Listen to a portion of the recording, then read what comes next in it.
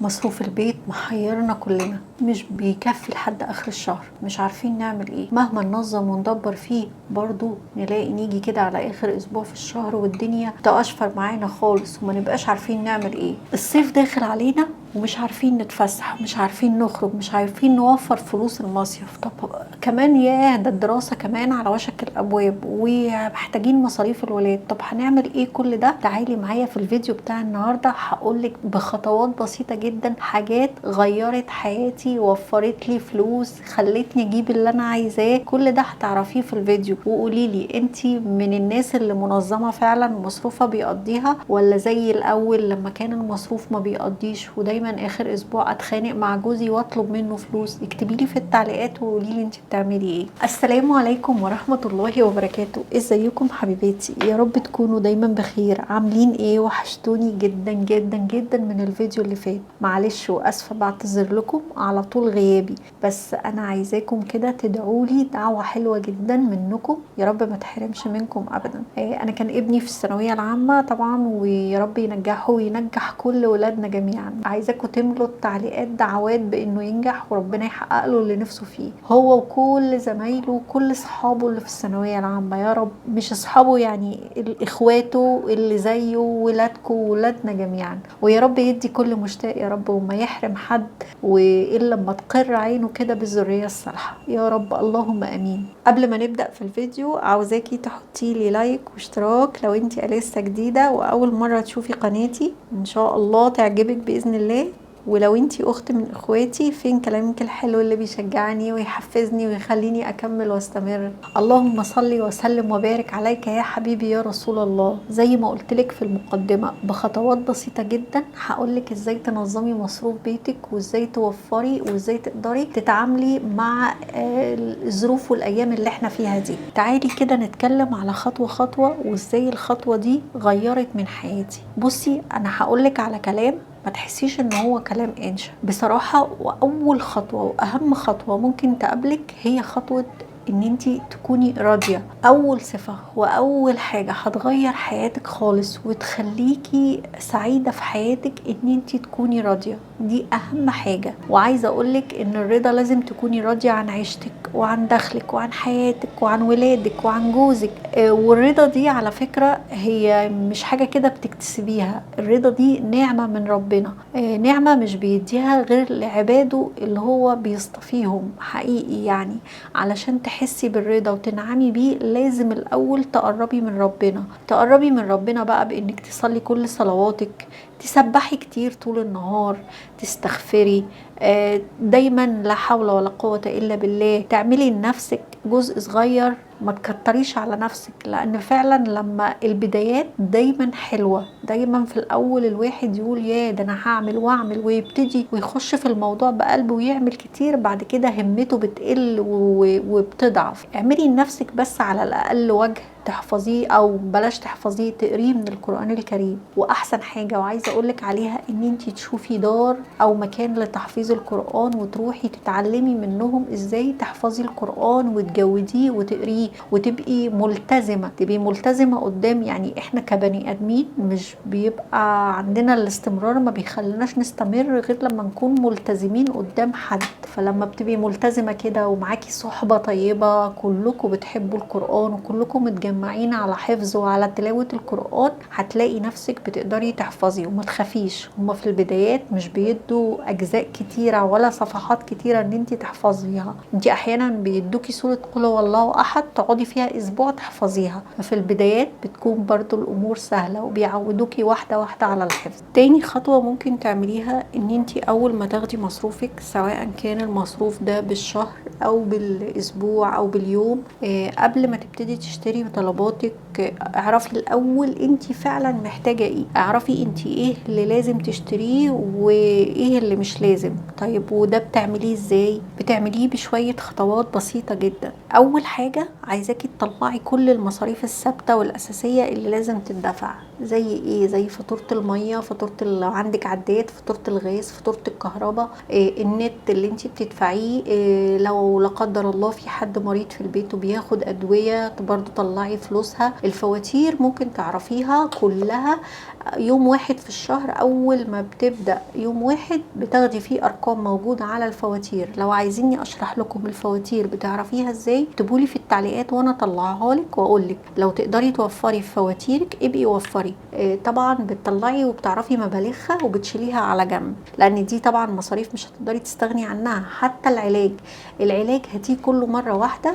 لو في لا قدر الله حد مريض مثلا وبتجيبي له علاج في الشهر، يعني واحد عنده ضغط، حد عنده سكر، معروف هو بياخد ايه طول الشهر، هو يعني وهكذا الامراض. ربنا ما يكتبش على حد ابدا اي امراض يا رب، ويشفي الجميع يعني، ويشفي كل مرضى المسلمين والمسلمات. لو عندك حد مريض في الاسره بتروحي الصيدليه بتجيبي العلاج، انت ليكي 5% خصم على الادويه المستورده و7% خصم على الادويه المصريه. فلما بتاخدي الخصم ده برضو بيوفر معاكي لو اشتريتي الادويه كلها مره واحده. طيب خلاص طلعنا المصاريف الاساسيه والثابته اللي ما نقدرش نتحرك فيها. تاني حاجه بتعمليها هتشيلي مبلغ على جنب تحدديه لنفسك كل شهر. شيلي بقى برضو مبلغ، مش عايزه اقولك ان انت تضغطي على نفسك وتقولي انا هشيل 500 جنيه، انا هشيل 400 جنيه. لا، كل واحد بيشيل المبلغ اللي على قده. في ناس تقدر تشيل من مصروفها 1000 جنيه، وفي ناس ما تقدرش تشيل من مصروفها غير 100 جنيه. ما تستهتريش بالمبلغ اللي انت هتشيليه، لان المبلغ اللي انت هتشيليه بالنسبه لنفقاتك هيكون شهر ورا شهر ورا شهر هو كتير. يعني مثلا واحده مرتبها في الشهر او مصروفها الشهري في الشهر 2000 جنيه، 2000 جنيه دي بتقدر تعيش بيهم الشهر كله. لو شالت 100 جنيه كل شهر بعد 5 شهور هيبقى معاها 500 جنيه. ال 500 جنيه دول بالنسبه لها مبلغ كبير جدا. وهكذا. انتوا فهمتوا قصدي ازاي؟ شيلي المبلغ ده وانسيه، انسيه خالص، ما تعتبروهوش في الحسبان ولا تتصرفي فيه تحت اي ظرف من الظروف، الا طبعا للشديد القوي لا قدر الله. ربنا ما يكتبش علينا ولا عليكم ولا على اي حد اي حاجه وحشه باذن الله. شيلنا المبلغ دوت. هنشيله ليه؟ هنشيله لان بتيجي علينا مصاريف موسميه احنا ما بنبقاش عارفين نتصرف فيها. زي ايه؟ زي المصاريف اللي احنا مثلا مصاريف المصيف. طبعا المبلغ اللي انت هتشيليه ده مش هو مصاريف المصيف بس انا جوزي مثلا يقدر يدفع 200 300 جنيه للمصيف، والمبلغ دول مش هيقضي يخليني اتفسح لنا ولا الولاد. فانا بقى ساعتها هفك كيسي كده اللي انا محوشاه واحط كمان 200 300 جنيه عليه زيهم، واتفسح بقى فسحه حلوه واخرج انا واولادي وهو معانا برضو. ربنا يكرمه ويبارك فيه ويخليه لنا. داخل علينا مدارس، فهو مثلا هيديكي 1000 جنيه يقول لك بقى صرفي نفسك، ادفعي مصاريف العيال، هاتي لبس، شوفي هاتي كتب. فانت طبعا معاكي مبلغ بقى على جنب هتتصرفي ساعتها وتحطيه برضو على المبلغ اللي هو اديهولك، فتقدري تتصرفي وهكذا. فبيبقى المبلغ دوت مبلغ انت بتشيليه للظروف اللي زي دي. خلاص شيلنا ودفعنا المصاريف الثابته وكل حاجه. اتفضل بقى معاكي مبلغ كده معين، هو ده المبلغ اللي انت تقدري في حدوده تجيبي الاكل والشرب بتاع الولاد. طب هتعملي ايه بقى؟ هتتصرفي ازاي؟ هتنظميه ازاي؟ اول حاجه هتعمليها هتعملي قايمه بالاكل او منيو، او شوفي زي ما بتسميه. طب المنيو ده بتعمليه ازاي؟ المنيو ده بصراحة هو عايز فيديو لوحده، بس انا هقولك كده على شوية خطوات باختصار تعمليها. بصي، دي تسطيرة كده بسيطة مش معقدة بقى، مش زي ما بيجيبوا كراسات ملونة وحاجات عشان يكتبوا فيها. احنا عايزين نوفر، فأي كراسة عندك ممكن تسطري فيها الجدول ده. هنا انا كاتبة الايام، هنا انا كاتبة المفروض الوجبات اللي انا هعملها. هتيجي كده وبمنتهى البساطة مش هتوزعي وجباتك كلها ورا بعضها. يعني مش اللحمة كلها في اول اسبوع فتقعدي ال3 اسابيع التانيين مش عارفة، مش عاجبهم الاكل، مش مبسوطين منه. لا، انت هتوزعي مثلا ايه؟ تقولي انا مقدرتي او بالفلوس اللي فاضلة معايا اقدر اعمل يومين لحمة في الاسبوع. فتيجي على يومين في الاسبوع تختاري، مثلا تختاري الاثنين هقول هعمل لحمة، الخميس هعمل لحمة، مثلا التلات هفوته هعمل السبت دجاج، هعمل يوم الحد بواقي، هعمل يوم التلات سمك، هعمل يوم الجمعة سمك، هعمل هنا يوم من غير حاجة خالص، يوم كده أرداحي زي ما بيسموه. بس هتكتبي حاجات بسيطة كده، هتكتبي كده وتقسمي نفس ايام الاسبوع. طبعا شوفي انتوا بتحبي تاكلي اللحمه في انهي ايام، بتحبي انت وولادك ياكلوا الفراخ في انهي ايام، بيبقى جوزك في اليوم ده اجازه، لا بتحبي تخلي الوجبه مثلا اللي فيها لحوم لما بيبقى هو عنده شغل جامد. لازم تعملي يوم في الاسبوع بواقي. بصي لما وزعتي الايام كده بقى يوم فراخ، يوم لحمه، يوم سمك، يوم كده، فبقى الاسبوع متنوع. انا عن نفسي بعمل كده. قوليلي انت بتعملي ايه؟ انت كتبتي بس دجاج وكتبتي بس لحمه، ما كتبتيش حاجه. ممكن بقى انا اجي هنا اقول ايه مثلا؟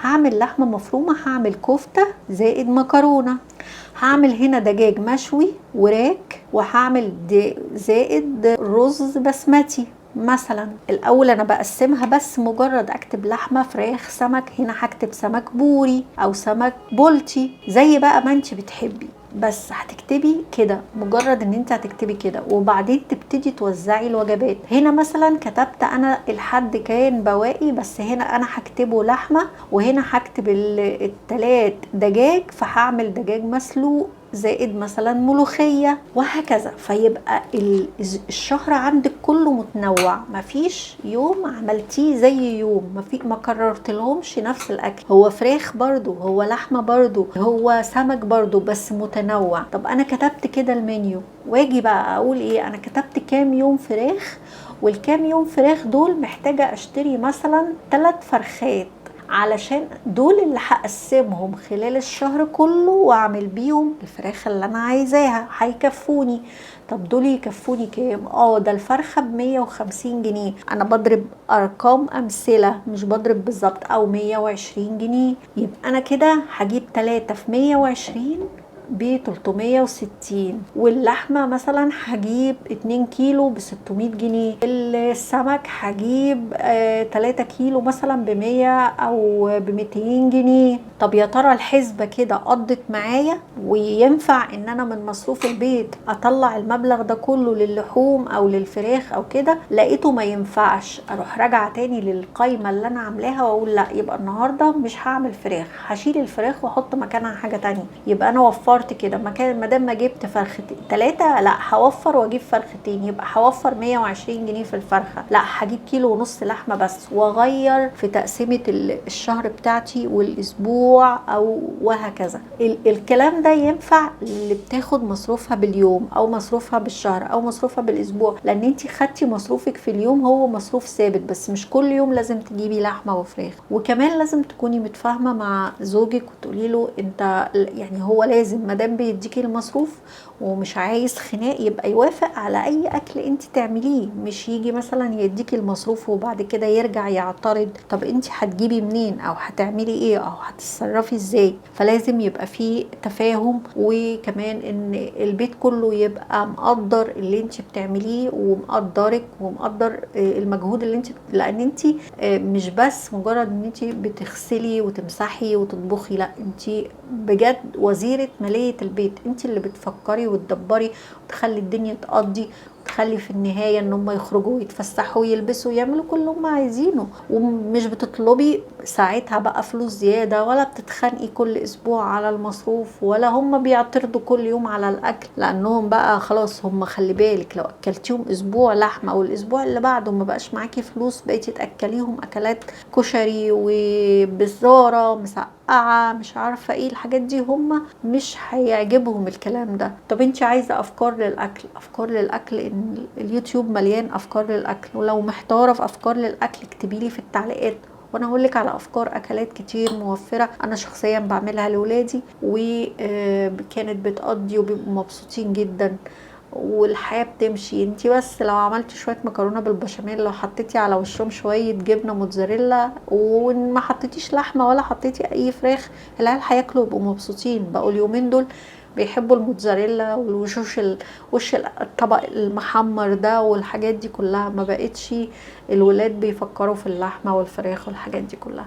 ده يعني خطوات بسيطه وحاجات بسيطه انا عملتها غيرت من حياتي وخلتني زي ما قلت لك اجيب الحاجات اللي انا اقدر نفسي فيها. وصحيح هو في حاجات تانية لسه كتير الواحد نفسه فيها، ربنا يعينه وان شاء الله يجيب كل اللي نفسه فيه وكلكم تجيبوا كل اللي نفسكم فيه، ويملى بيوتنا وبيوتكم كلها بالخير والحب والعمار ان شاء الله، ويفرجها علينا كلنا، وينجح ولادنا في الثانويه العامه. ما تنسوش تكتبوا دعوه حلوه، ولو انتوا اول مره تشوفوا القناه ياريت تشتركوا من الزرار اللي تحت الفيديو، ان شاء الله توصلكم حاجات حلوه كتير، وتدعموني باللايك. اكون شاكره ليكم جدا. اسيبكم في امان الله ورعايته وحفظه، والسلام عليكم ورحمه الله وبركاته.